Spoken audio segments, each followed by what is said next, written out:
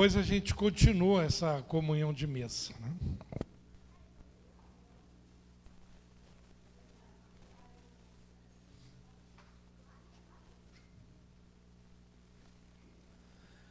A gente vai começar com uma música sobre a pessoa que é o centro de tudo, né? Que é Jesus. Então essa música é sobre Jesus como 100% Deus, mas também 100% homem. Então chama-se O Carpinteiro.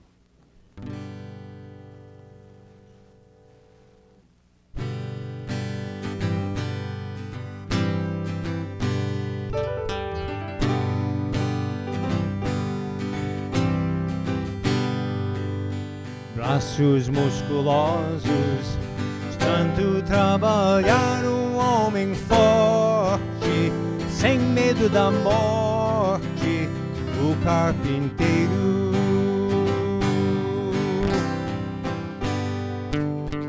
Mais que 20 anos, trabalhando com seu pai, cortando madeira, fazendo cadeira, o carpinteiro.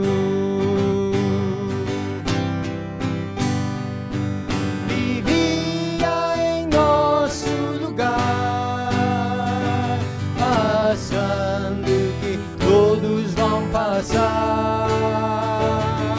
Um homem tentado, um homem provado em todos os pontos, como eu. Nunca o pecado cedeu, nunca o pecado cedeu.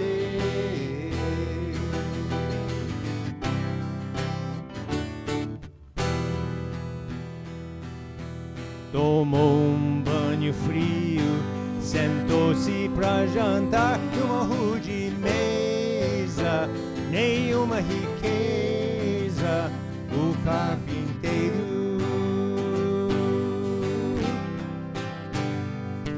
Beijou sua irmãzinha, brincou com seu irmão, o homem que ria, que sempre sentia, o carpinteiro.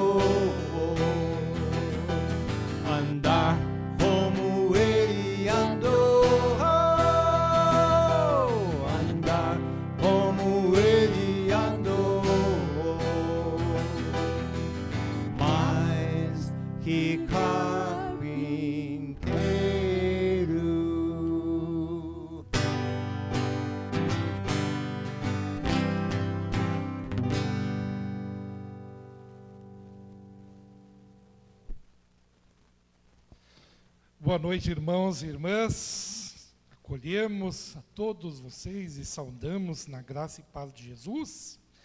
Neste dia que hoje o Senhor nos presenteou até aqui, saúdo com a palavra das senhas diárias. Lemos hoje no Salmo 34, verso 5, os que olham para o Senhor ficarão radiantes, o rosto deles jamais se cobrirá de vexame. Deus faz em nós brilhar também pelo Evangelho a sua luz, a verdade, e o próprio Cristo se apresenta a nós como luz do mundo, e quem o segue não anda nas trevas. É com alegria que nós temos conosco, né, Patrick, Nedra e o Roberto, o Raul, nos acompanhando aqui hoje à noite, trazendo a palavra, trazendo louvor. E a gente fica muito feliz. Queremos orar e invocar a presença de Deus entre nós. Pai querido e amado Santo Deus, nós te louvamos e bendizemos que no findar desse dia podemos estar reunidos na tua presença, na comunhão com amigos e irmãos em Cristo, para ter esse tempo de louvor, de palavra, de comunhão. Se tu conosco, Senhor, e nos abençoa, aquieta nossos corações para ouvir a mensagem com reverência e temor a Ti, e com desejo de mais aprender e saber para imitar Jesus. Pai querido, sermos assim cristãos autênticos, genuínos, que vivem na Tua presença, na Tua amizade, como Te agrada. Faz em nós morrer tudo aquilo que precisa, faz em nós nascer e crescer tudo o que também é necessário. Em nome de Jesus, amém. Patrick e Néder são missionários americanos, já estão quantos anos no Brasil? 51, né? Estarão morando aqui no Brasil ainda este ano, até o mês de outubro. Depois eles retornam, né, para a sua pátria, para morar lá, mas dando continuidade ainda ao ministério, com visitas ao Brasil, e também tem todo um trabalho que é feito online, né? Vocês podem facilmente encontrá-los nas redes sociais, conteúdo quase que diário, né, que é publicado com música e com a palavra. Raul é um irmão ainda caminhado, né, ministério aqui, ajudando sempre. E nós temos livros lá, né, que estão vinculados a esse trabalho, depois vocês podem olhar. A oferta para auxiliar, então, neste investimento da noite de hoje de amanhã, você pode deixar lá no gasofilácio, né? Queremos ter, então, tempo aí para louvar e adorar a Deus com esses belíssimos hinos do Ministério Betânia, né, que é um trabalho, né, muito abençoado também aqui no Brasil.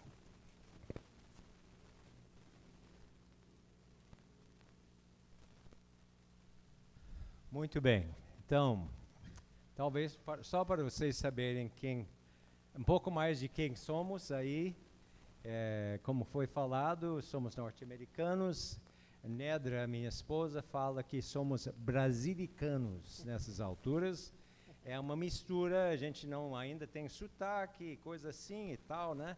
Mas a gente também estranha algumas coisas nos Estados Unidos, então, na verdade, nós não temos assim... Não temos pátria. Não temos mais pátria, né? A gente, mas temos trabalhado com a Missão Betânia, dando muitas, assim, por muitos anos dando aula em seminário, mas sempre tinha música como paralelo. A gente fazia muito evangelismo de rua, em cima de caminhão lá em Minas Gerais, por muitos anos, e tivemos uma banda, que o nome da banda é Vida Abundante, gravamos muitos discos.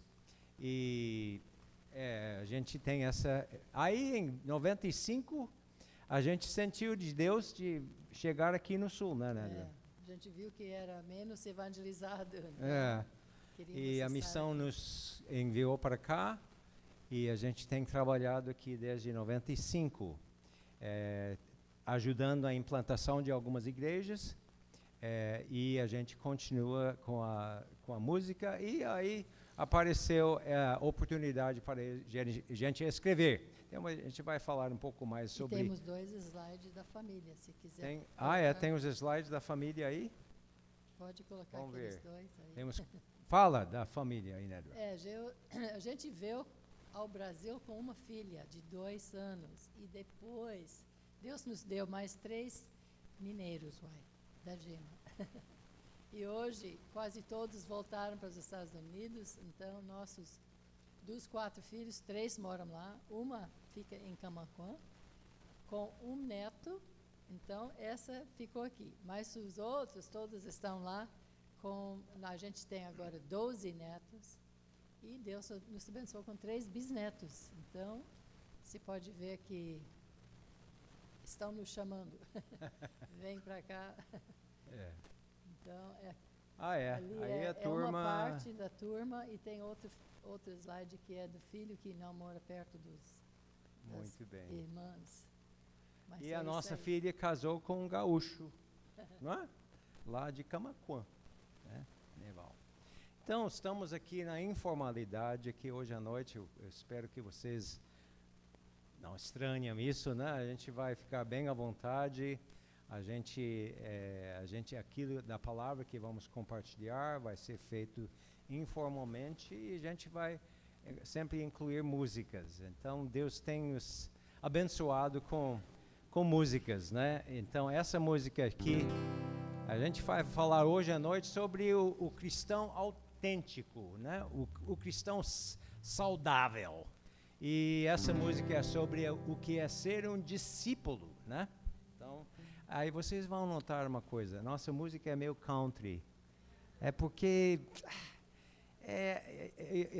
eu tenho uma alma caipira, sabe? Que música country, na verdade, é caipira. Então, eu tenho esse lado. A minha esposa tem a sua formação clássica, então ela toca Bach, Beethoven, não sei o quê.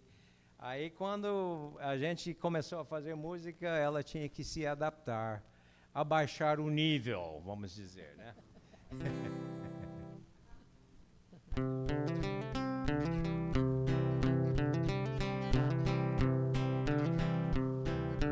Cristo pregou, Cristo curou, o povo, multidão, o seguiu. Mas para Jesus o valor de quem segue está no amor, e ensinou o que é ser um discípulo.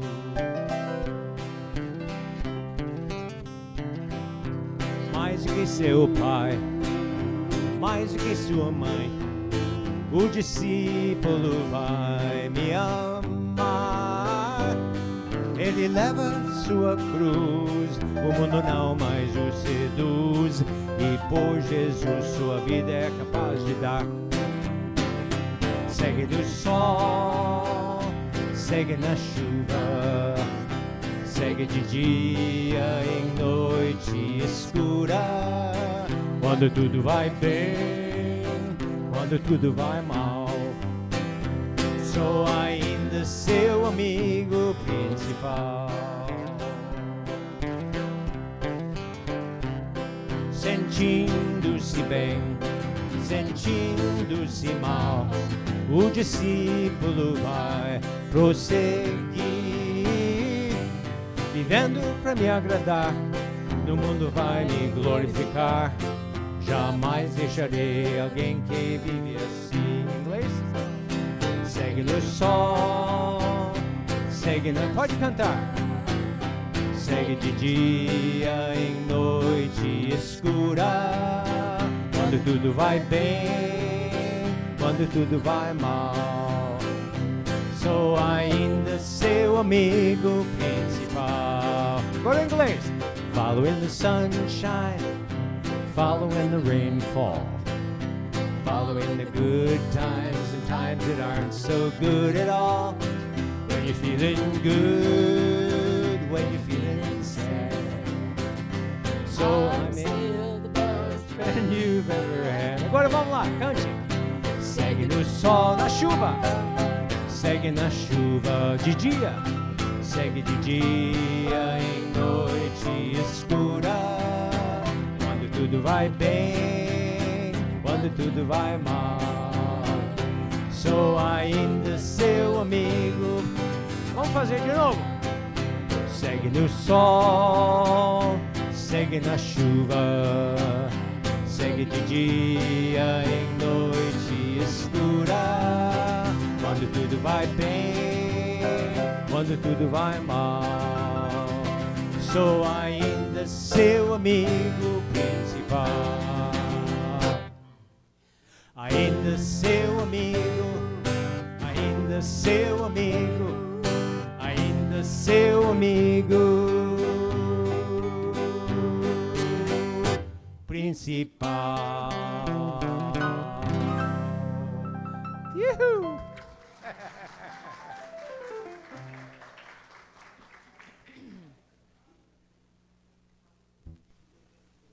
Próxima música é tirado de um texto que a gente vai abordar hoje à noite. no livro de 1 João, capítulo 2, fala sobre o sistema do mundo. Então, essa música foi tirada daquele texto. Eu vou ter que afinar aqui, desculpe.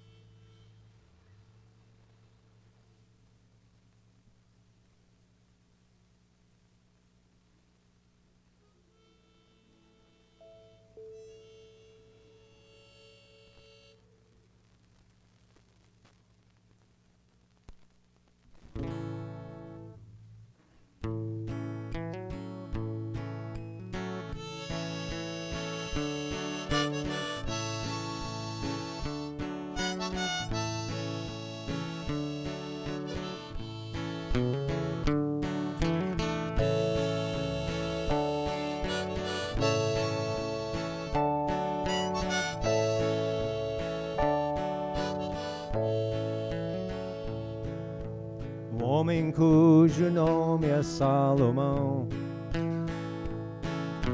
há muitos anos deu-nos uma lição. Ele disse que na vida que ele levou, riqueza não lhe deu satisfação. Será que você já aprendeu que na vida você nada tem de seu? O Criador lhe emprestou e tudo que você usou é dele. Para ter, para ser, para gozar de um prazer, o mundo vai atrás dessas coisas. Para ter, para ser, para gozar de um prazer, mas todas essas coisas passarão. Todas essas coisas passarão. Passarão. Passarão.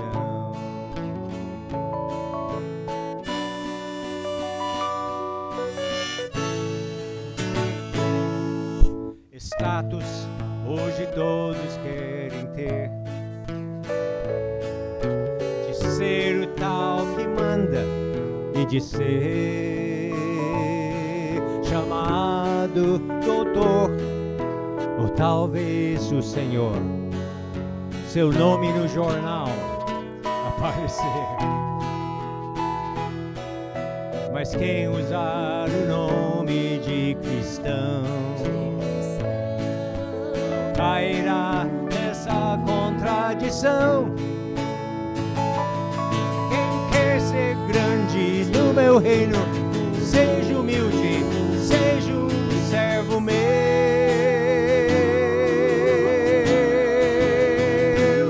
Para ter, para ser, para gozar de um prazer, o mundo vai atrás dessas coisas.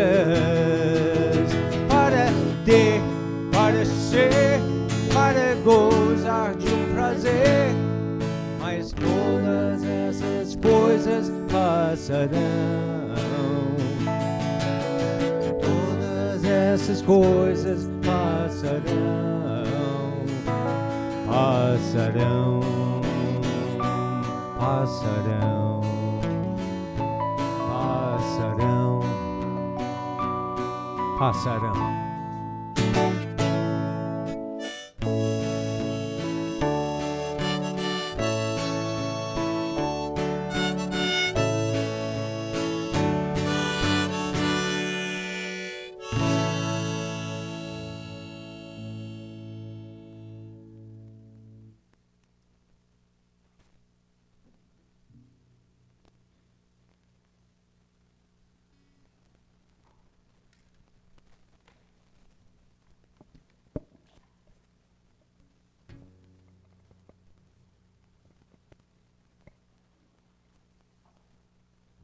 Nós queremos então ouvir a palavra e mais uma vez eu convido para orarmos. Pai querido e amado, silencia tudo em nós para ouvirmos tão somente a Tua palavra. Usa o Teu servo, Patrick, para nos compartilhar das alegrias, das boas novas do Evangelho e também do desafio para esta caminhada autêntica, sincera e verdadeira contigo. Amém.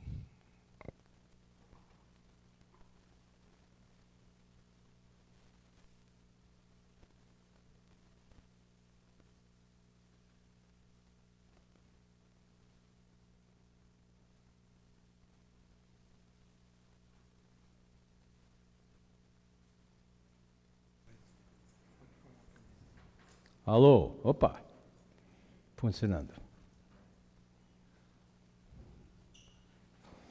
Ok, pronto. Só queria, antes de compartilhar a palavra, dizer alguma coisa a respeito de literatura. A Betânia, uma das coisas que a nossa missão tem feito é publicação, né? Editora Betânia, alguns de vocês conhecem algum título da Editora Betânia. Então, de alguns anos para cá, a editora nos convidou também para escrever. Então, nós temos algumas coisas aí que a gente acredita muito na literatura. Eu tenho sido fortemente impactado por livros e acredito que alguns de vocês também podiam dizer a mesma coisa. Então, acreditamos muito, é um ministério. Então, depois vocês podem olhar, amanhã talvez a gente fale um pouco mais. Hoje eu vou falar sobre um tema abordado nesse livro, 9 provas de autenticidade cristã. Amanhã eu vou falar um pouco sobre este tema, para terminar bem. E temos até alguns livros que fizemos para crianças. Então, depois vocês podem dar uma olhada lá atrás. Acreditamos que isso vai ser uma bênção na sua vida. Para começar, eu penso que você vai concordar comigo. Vivemos numa época no Brasil de muita confusão a respeito do cristianismo verdadeiro. Então, a gente tem cada coisa diferente em nossa realidade. Nós temos grupos que são tão místicos que parece que é um pouco misturado com o espiritismo. Nós temos grupos, histórias de pessoas usando o evangelho para enriquecer, aproveitar ofertas de pobres para se tornarem milionários e construir mansões. E a gente tem vários tipos cada dia aparece uma novidade evangélica. Então, às vezes é difícil a gente saber o que é um cristão, sabe? Um cristão verdadeiro. Confusão doutrinária, confusão ética, às vezes pessoas que não vivem nada da ética cristã, confusão assim até de com quem é meu irmão em Cristo. Será que eu faço parte daquele grupo meio esquisito, estranho, não sei o quê? A gente fica meio perdido. Não sei se vocês têm sentido isso. Eu tenho sentido isso. E não é só no Brasil também, né? Em muitos lugares. Então, tem uma boa notícia. Nós temos um livro escrito por João, o livro de 1 João, que nos ajuda, de fato, de uma forma objetiva e clara, a identificar o que é um cristão autêntico. Ou talvez de falar de outra forma, de um cristão saudável, né? De saúde boa na sua fé. Então, é interessante que João escreve essa carta. Ele estava escrevendo a carta para igrejas em Ásia Menor, que hoje seria Turquia. E ele também sentiu que naquela época havia uma certa quantidade de confusão de vários tipos. E ele estava tentando dar norte para esta igreja. Às vezes nós temos a ideia romântica da igreja primitiva, né? Pensando que naquela época todo mundo era discípulo de verdade, não tinha essa coisa e tal. Mas seres humanos são seres humanos. Então tinha também problemas. Eles tinham problemas doutrinários sérios. Tinha algumas pessoas que se disseram que eram seguidores de Cristo, mas não acreditavam na divindade de Cristo ou na humanidade de Cristo. Tinha problemas éticos, pessoas que se dizem cristão, mas sua vida não correspondia àquilo que era de cristão. E tinha problemas de relacionamento. De fato, no meio desse texto de 1 João, você vai descobrir que algumas pessoas estavam saindo da igreja. Eu não sei, pastor, eu acho que todo pastor, isso é a coisa mais triste no mundo, né? De você. Você gosta de ver pessoas chegando, não saindo. E tinha pessoas abandonando a sua igreja. Então, ele estava vivendo numa época meio confuso também. Então, nisso ele está escrevendo para dar norte, para dar discernimento para o povo, para saber o que é de fato um cristão de verdade. Né? O que é um cristão saudável? Então, esta coisa que eu vou compartilhar hoje, a gente vai compartilhar rapidamente, vamos entrar em detalhes, mas acredito que vale a pena, essa semana, por exemplo, você pegar essa carta de 1 João e dar uma lida e perguntar quais são as marcas de um cristão, para ver se vocês concordam comigo. Mas se você pega esse livro, você vai ler esse livro todo em, 30 minutos ou 45 minutos, você vai ler com cuidado, e isso vai te ajudar a desenvolver esse discernimento. O que é um cristão de verdade? Será que eu tenho uma boa saúde na minha fé, né? Minha fé cristã. Então, o que vamos fazer hoje à noite rapidamente, a gente vai passar por algumas dessas 9 marcas, ou 9 provas de um cristianismo saudável. Ok? Vocês estão comigo? Então, não sei se alguém tem uma Bíblia, ou você tem seu telefone, se você quer acompanhar de alguma forma nesses textos, mas a gente vai, então, fazer isso agora. Vamos começar já no princípio desse livro. Versículos... eles têm a... ok. Então, não precisa, a gente achei que tinha uma... ok. Tá bom, sem problema. A primeira marca de um cristianismo saudável é compromisso com a verdade. Né? E nós encontramos isso desde o início da coisa. O que era desde o princípio, o que ouvimos, isso é João falando sobre ele e os discípulos, né? O que ouvimos com nossos olhos, ouvimos o que vimos com nossos olhos, o que contemplamos e as nossas mãos apalparam. Isso proclamamos a respeito da palavra da vida. Então, a primeira, inclusive, quando você lê esse livro, você vai encontrar o autor usando a palavra verdade umas 15 vezes nessa pequena epístola. E você vai encontrar mais ou menos 15 vezes onde ele fala sobre mentira ou engano. Então, ele está bem focado que o cristianismo se baseia na verdade. Agora, hoje em dia, como que é o negócio de verdade, né? Ninguém sabe nada com certeza mais, né? Ficou relativizada. A gente não sabe a quem acreditar, não é? Então a gente vai para as notícias. Não sei se as notícias, esses caras são de um outro partido que não sei o que e tal, né? Então vamos para a internet. Misericórdia. Aí, né? Aí você vai para o jornal. A gente acaba não sabendo o que é a verdade. Agora, isso incomoda a gente. Mas em relação à nossa fé cristã, em relação ao nosso destino eterno, isso é muito sério. É muito sério. Então, temos que ter um compromisso com a verdade. Quando nós falamos sobre a verdade, nós temos que... Bom, Jesus é a encarnação da verdade. E o registro sobre ele é a Bíblia.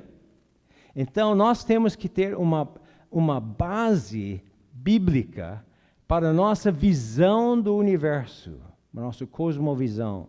Temos que ter uma visão bíblica daquilo que é certo e errado. Uma visão bíblica de como é que pessoas devem se relacionar. Nós temos que achar a verdade.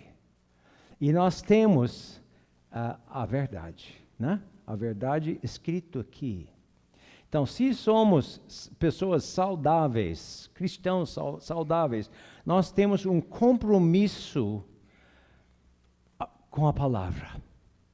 Um compromisso de nortear, de formar a nossa visão da vida e de todas as áreas da nossa vida em cima desta verdade revelada.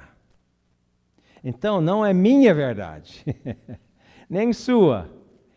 Temos que ir para uma fonte confiável, que é a palavra de Deus. A gente sabe que isso tem que ser uma verdade, a verdade não pode ser minha verdade pessoal. A tendência nossa é ter essa coisa, né? A pessoa, não, eu tenho a minha verdade, minha visão de cristianismo, você tem a sua visão de cristianismo e tal, né? Mas nós temos que ter uma visão bíblica, que às vezes vai nos incomodar. Aqui, vamos imaginar um cenário que não seria impossível. Vamos imaginar uma nova versão de cristianismo. O cristianismo dos lugares mais altos. Ok? Então, alguém sai com uma ideia assim, olha, você vê na Bíblia... Pessoal nas montanhas, Jesus foi para a montanha, Moisés na montanha. Então, se nós queremos ser realmente cristãos bons mesmo, nós vamos ter que fazer nossas igrejas lá na montanha. Nós vamos ter que fazer cultos lá em cima, porque é tal. Aí, a visão da montanha, o cara escreve um best-seller. Está divulgado entre o povo cristão.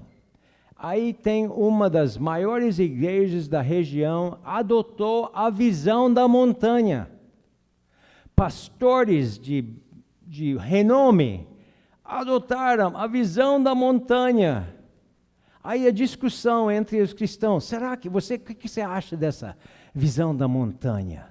Aí um fala, olha, eu acho que eu já subi montanha, foi uma bênção. O outro diz, não, eu sou mais do vale, né? Aí você tem aquela coisa, logo tem não é? É possível ter esse tipo de coisa. Então, falta o quê? Falta voltar à palavra de Deus. Né? Então, eu queria incentivar e relembrar a gente disso aí. Se nós queremos ser cristãos de verdade, nós temos que ser cristãos da palavra. Não é só teoricamente, nós temos que ler essa Bíblia regularmente, diariamente. Sabe que a Sociedade Bíblica publicou uma pesquisa, fez uma pesquisa, que eu acho preocupante. Diz assim, entre pastores evangélicos, mais ou menos 50% dos pastores do Brasil nunca tinha lido a Bíblia inteira. Isso, a Sociedade Bíblica publicou isso aí. E as pessoas que não são pastores? E a gente? Né?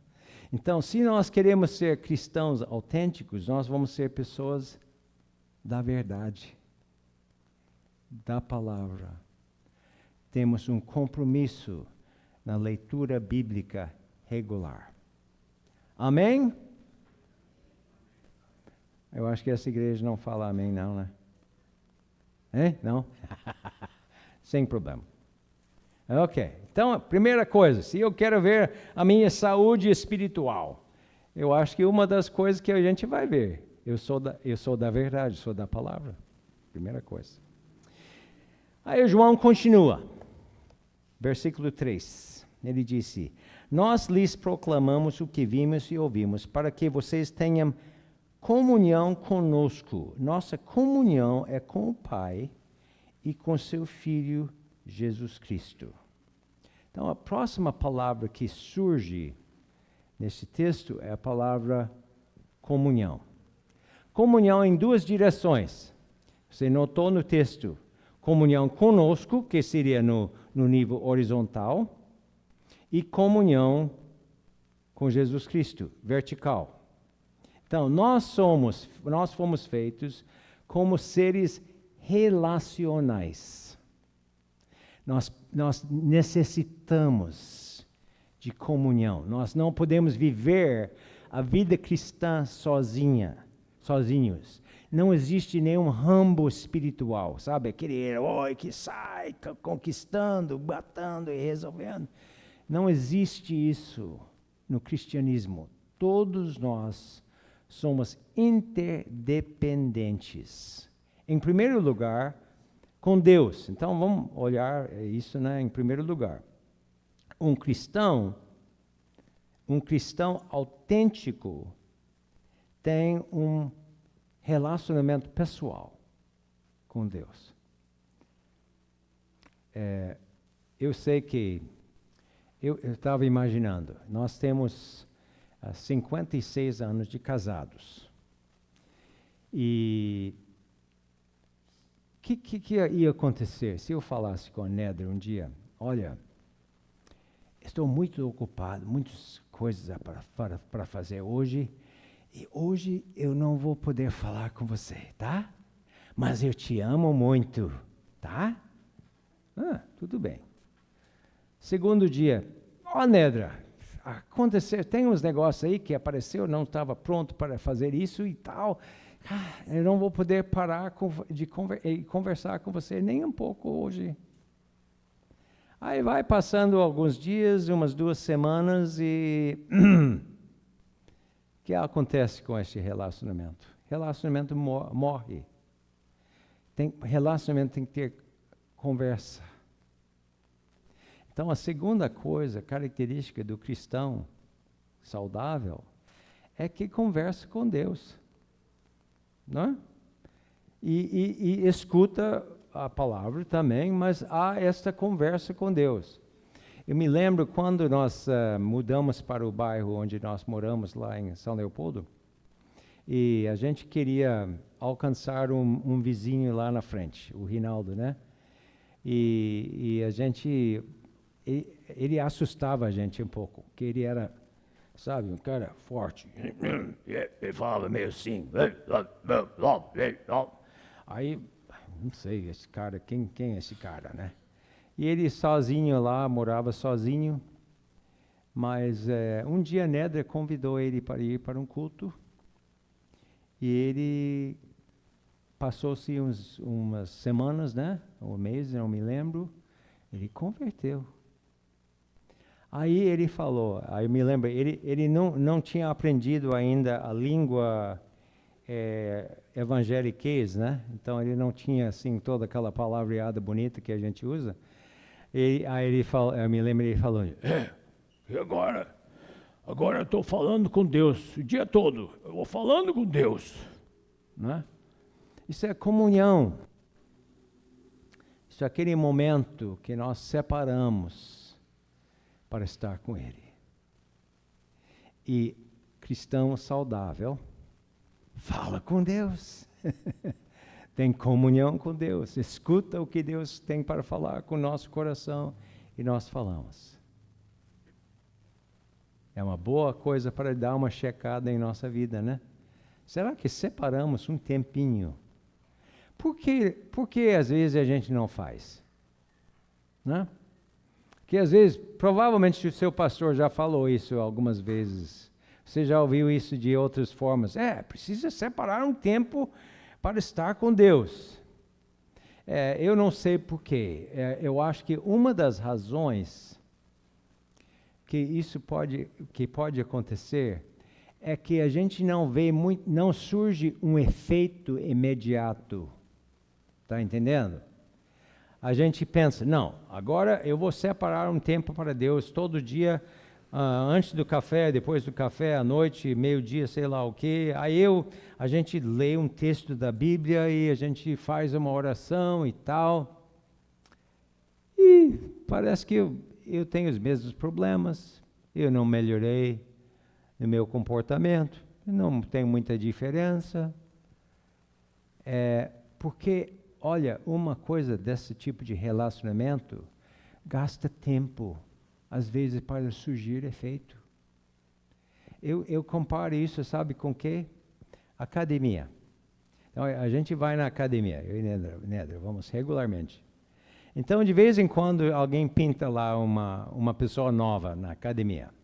E vem, às vezes, com a roupa e tal, e assim, tá lá, cheio de entusiasmo, e aí começa a fazer uns negócios lá, e dói, não sei o que e tal, e passa assim, um mês, sumiu.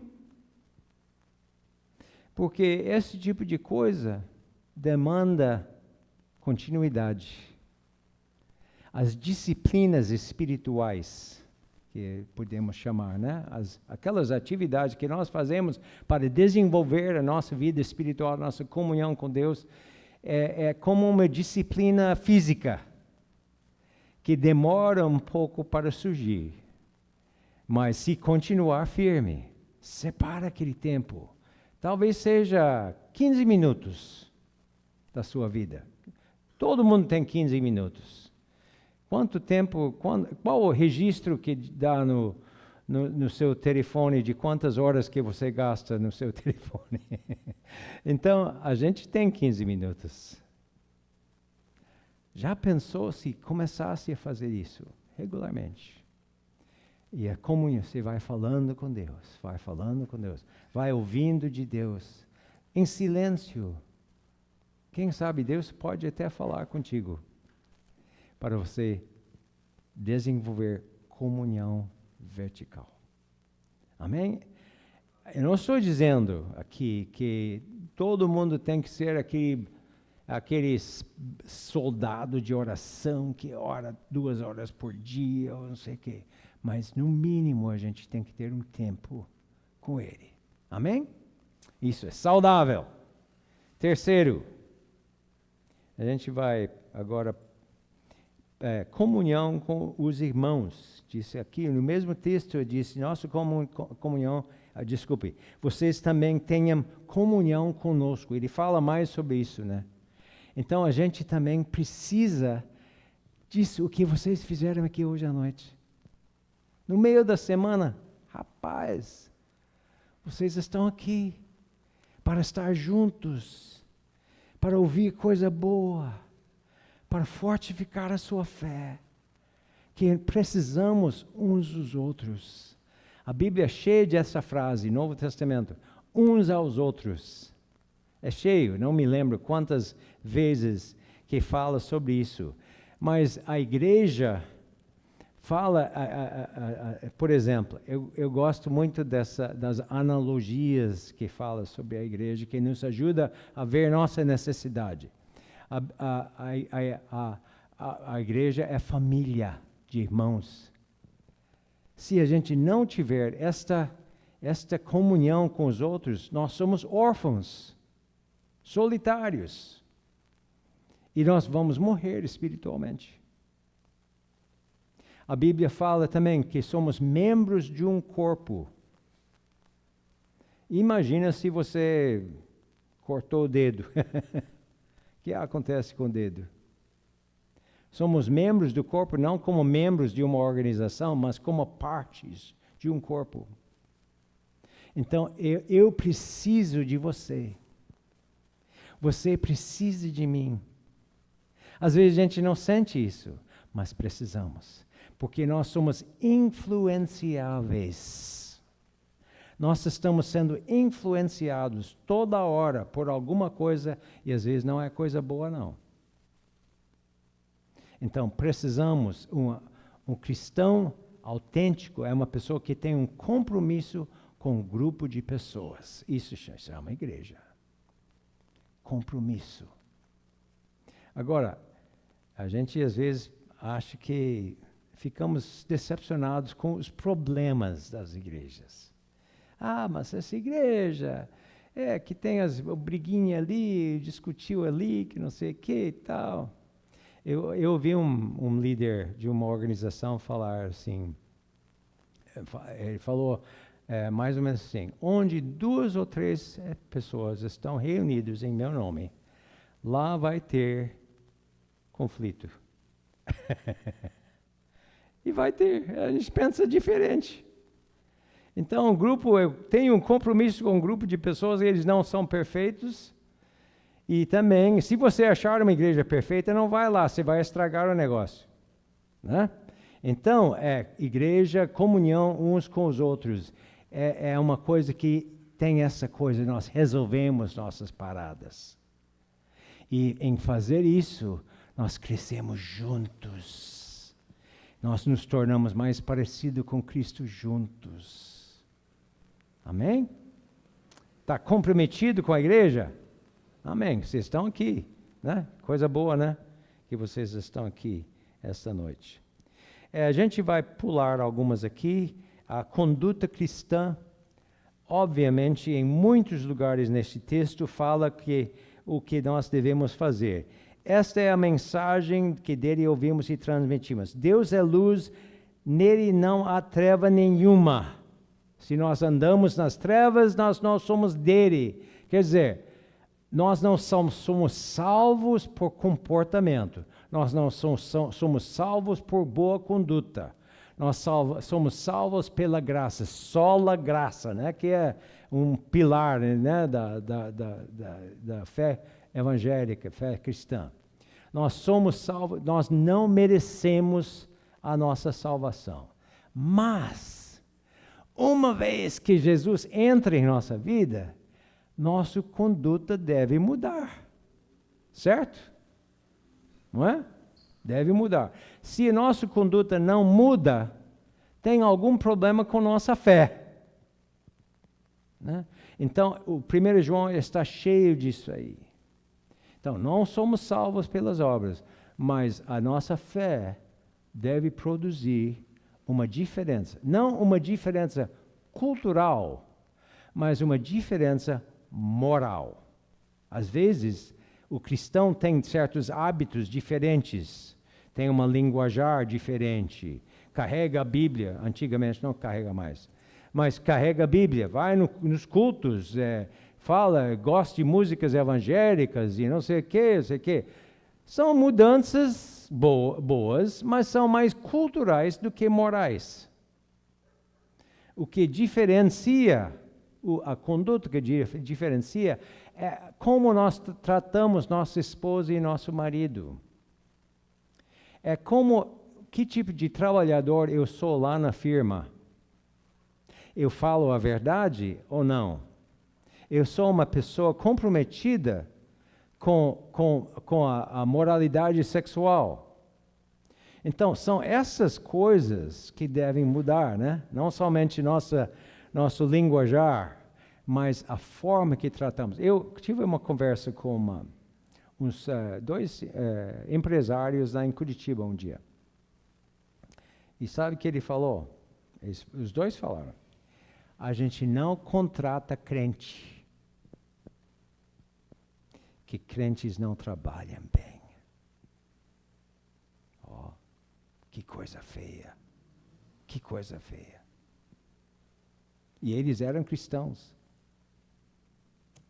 Eles esperam um tratamento diferente porque somos da igreja, que não sei o quê, sei lá o quê. Ele não explicou exatamente.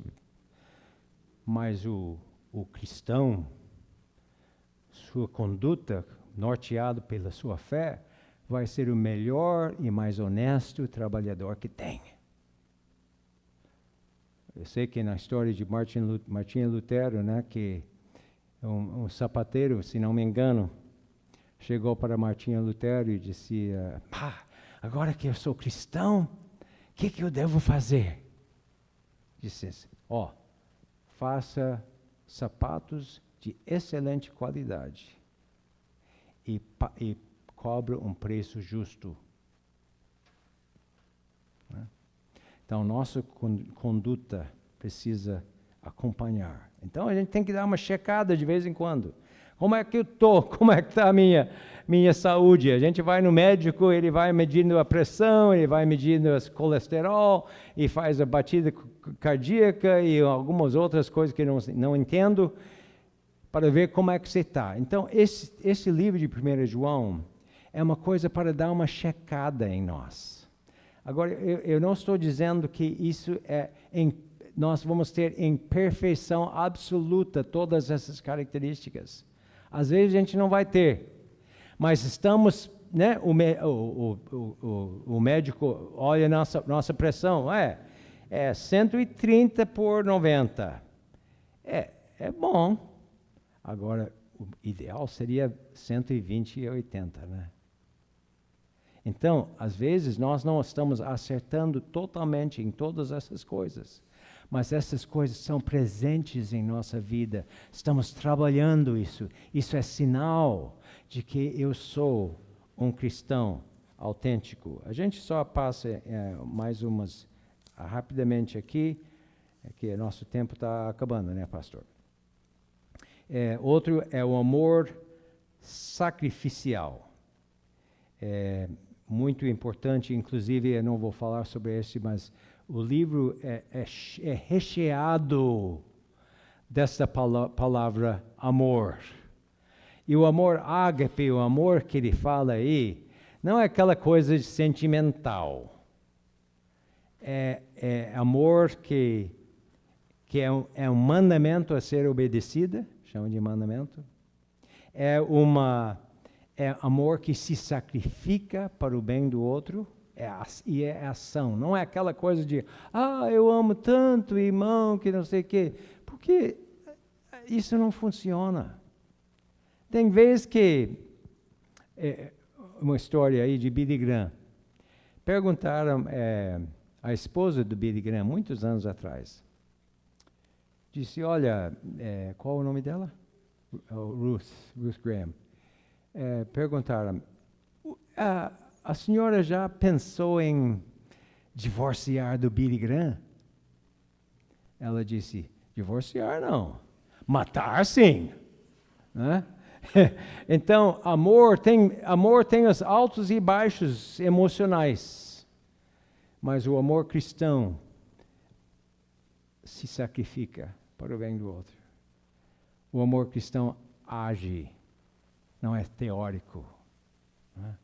Então, essa é, de fato, a característica principal que ele realça, de fato, esse aqui. Então, como é que está nosso amor? Né? Crescimento espiritual, capítulo 2, versículos 12 e 13, João fala de filhinhos, jovens e pais. Isso indica para nós que devemos ter progresso em nossa vida espiritual. Isso é uma dica de que nós somos autênticos, que estamos ficando um pouco mais parecido com Jesus com a passagem de tempo. Não é? Quando vocês que têm filhos, né? Vocês lembram quando aquele neném nasceu e tinha 3,50 kg, como que é? 3,5, né? Aí, o que as mães e os pais fazem? Toda hora está pesando para ver se cresceu. Se não cresceu, tem alguma coisa errada aí, né? Aí a gente vai medindo outras áreas de crescimento. Se a criança não fala, já está com 2 anos, quase não fala nada. Aí tem que levar ao médico, que o normal é crescimento. Então, nós devemos estar indo em direção de filhinhos jovens e pais. Devemos estar parecendo, crescimento deve aparecer. Devemos estar mais um pouco parecido com Jesus do que o ano passado. Não é? Crescimento, isso é normal para uma vida real. Então é uma coisa também para a gente parar de pensar, será que algum indício de que eu estou um pouco mais parecido com Jesus do que o ano passado? Né? E aí vai falando, o outro fala sobre vitória sobre o sistema do mundo. Então, talvez numa outra ocasião eu gostaria de falar sobre este sistema que está tentando moldar a nossa cabeça. 8, um conceito bíblico sobre Cristo. Isso é outra coisa muito importante. Não pode ser, se você tem um alicerce errado, tudo cresce torto. Eu tive uma experiência anos atrás. A gente morava no seminário, estava sempre em construção. Não tinha ninguém para tomar conta de uma etapa da construção. Então, não sei porquê, mas o diretor pediu que eu fizesse isso. Aí, é difícil explicar essa coisa toda, mas era um projeto de um prédio comprido. E a primeira base dessa primeira etapa, que foi feita em etapa, foi um pouco fora de esquadro. Então, na segunda etapa, nós tentamos corrigir isso um pouquinho. E a terceira etapa, e eram 5 etapas. Quando terminou aquela construção, o diretor me chamou, Patrick, dá uma olhada na frente desse prédio aqui. Aí tinha uma curva de mais uns 50 centímetros.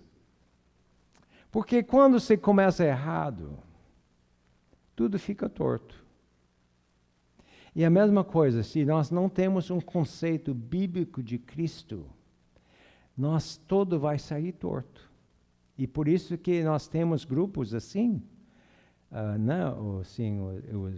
os Mormons e alguns outros aí, por aí, que têm uma ideia errada da pessoa de Cristo.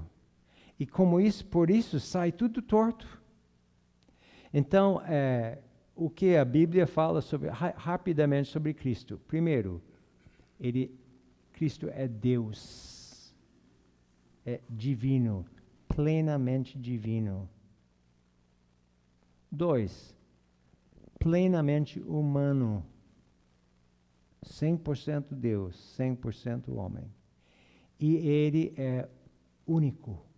É o único caminho para Deus. E essas são as coisas básicas da nossa fé. Será que a nossa fé é fundada neste Cristo, né? E por último, e essa é a boa notícia, eu acho, nós podemos ter certeza da nossa vida eterna. Coisa fantástica. Como? Bom, a gente olha para essas evidências, mas também algo que acontece no coração. Diz nisso, versículo 3, capítulo 3, 24, diz: nisso conhecemos que ele permanece em nós pelo Espírito que nos deu. Se somos de fato cristãos, de verdade, nós somos habitados pelo Espírito. Espírito Santo mora na gente. É um negócio, um mistério, como é que é o negócio. Mas a Bíblia fala isso de várias formas. O Espírito de Cristo está em nós. E Paulo disse, o próprio Espírito testifica com o nosso Espírito que somos filhos de Deus. Então, é como se fosse uma sensação, uma voz, não sei como é que vai descrever isso, mas aquela sensação de que sim, eu sou aceito por Jesus. Sim, eu sou filho dele de alguma forma. Sim, ele está comigo. E isso nos traz aquela certeza de que somos, de fato, cristãos autênticos. Essas são algumas características. E eu acho que de vez em quando é bom parar, não ficar assim, obcecado por nos verificar tudo sobre a nossa vida, mas uma avaliação periódica de como é que nós estamos diante dessas características. É muito saudável. Às vezes a gente vai notar, quando nós falamos sobre vários aqui, alguma área é mais fraca, não é? Então, vamos corrigir isso. Vamos corrigir. Se nós não vemos nenhuma dessas características, talvez nós precisamos buscar a Deus. Talvez nós nem temos a salvação. Nós não temos. Pode ser, pode acontecer isso. Então, 1 João, vamos ver o que é um cristão autêntico e vamos trabalhar nesse sentido. Amém? E Deus, pela graça, sua graça, está pronto para nos ajudar e fazer a gente nos tornar mais e mais parecidos com Ele. Amém? Vamos orar? Senhor, muito obrigado por esse livro que nos presenteou, que nos ajuda a nortear neste mundo confuso. E nós pedimos, Senhor, nos alerta para alguma área que não está em ordem, Senhor, diante de Ti. Pedimos a Tua ajuda, a Tua graça para nos ajudar a sermos mais e mais parecidos contigo. Oramos em nome de Jesus.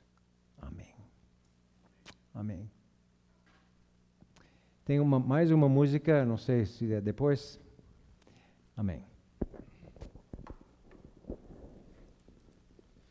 Que bênção de palavra, né, irmãos? Quantas dicas preciosas aqui, com desafios também, para nós olharmos realmente a nossa caminhada de fé com Deus.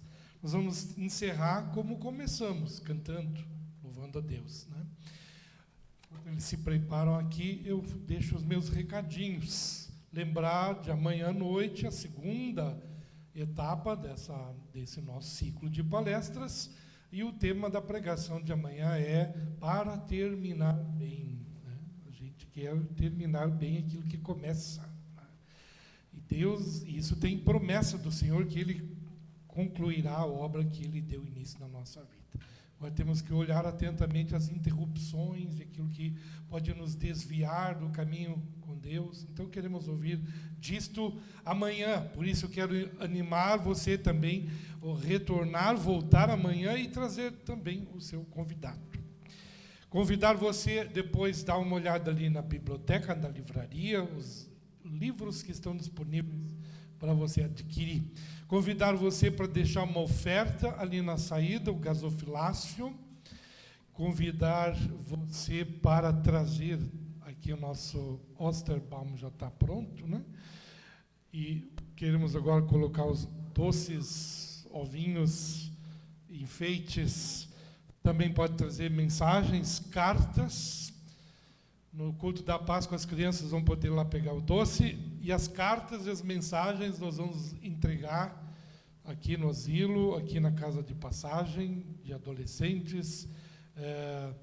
Tem aqui também uma casa, né, de auxílio terapêutico, aqui tudo perto do nosso bairro. Né? Então, queremos levar essas mensagens. Então, escreva uma carta para uma pessoa que você não sabe quem é, mas Deus já sabe. Talvez aquele dia da Páscoa, a palavra que ela vai ler ali, bíblica, com votos, com ânimos, estímulos, né, para uma comunhão com Deus. Faça isto. Traga, então, nos próximos encontros, pode ser amanhã, pode ser no culto de domingo, as próximas vezes que estivermos juntos, vai lá e coloca ali. Dados os recadinhos, vamos louvar a Deus. E todos convidados, então, depois ali para a comunhão em torno da mesa. Muito bom. Alô, alô. Som. Alguns anos atrás eu estive em Brasília e a gente estava no meio de preparando um novo, na época LP, né? E a gente estava fazendo músicas, né? Compondo músicas, e eu tinha um gravadorzinho que eu colocava alguma ideia melódica, alguma coisa assim para, né, de fazer essas músicas. Então, uma noite eu sonhei uma frase musical. E peguei o gravador no meio da noite, gravei alguma coisa. Na época não era telefone, né? Era aquele gravadorzinho que tinha, né? E coloquei ali, de manhã acordei, pensei, eu acho que eu gravei um negócio aí. Aí eu peguei o gravador para ouvir o que eu gravei, né? Essa maravilha que eu sonhei. E era mais ou menos assim. E na segunda-feira, eu pensei, e na segunda-feira? Depois eu comecei a pensar, todo mundo é um excelente cristão no domingo, né? E na segunda-feira? Né? E na segunda-feira? Esse é nosso assunto aqui, né? Foi nosso assunto. E na segunda-feira? Então essa música saiu. E tem a frase você vai se ver repetida, canta conosco, aquela frase, e na segunda-feira.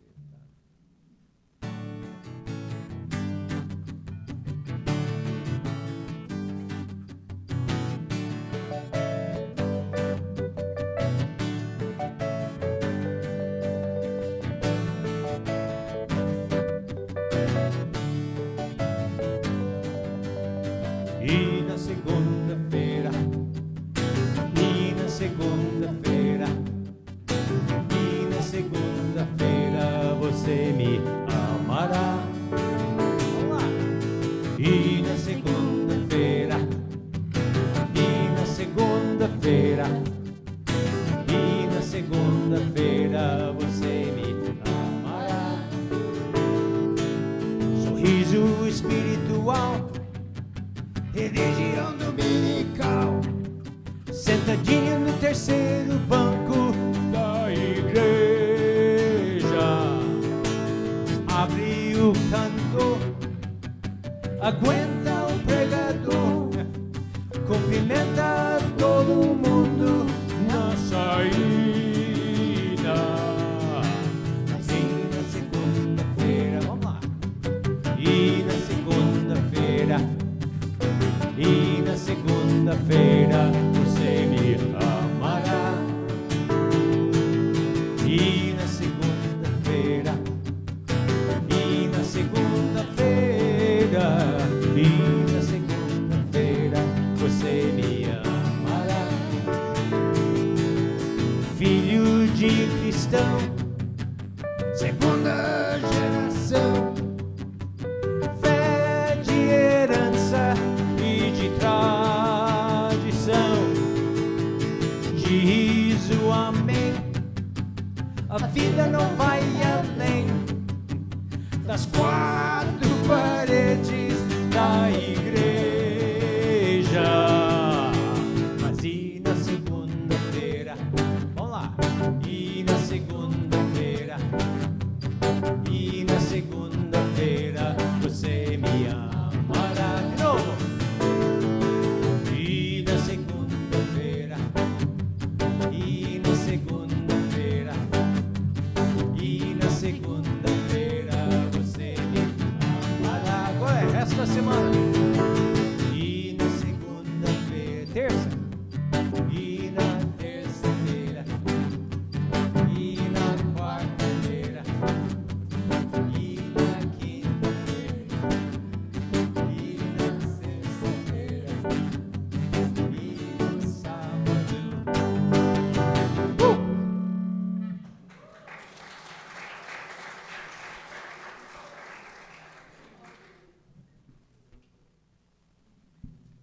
Esqueci. Essas músicas, a gente tem Antigamente tinha LP, depois era fita cassete, depois era CD. Agora não, né? Agora ainda nós temos todas as nossas músicas, são mais do que 90 músicas num pendrive. Se você interessar. Muito bem. Amanhã tem mais, tá bom? Nos vemos aí. Vamos lá para a mesa, pessoal. Vamos ter um momento ali de convívio.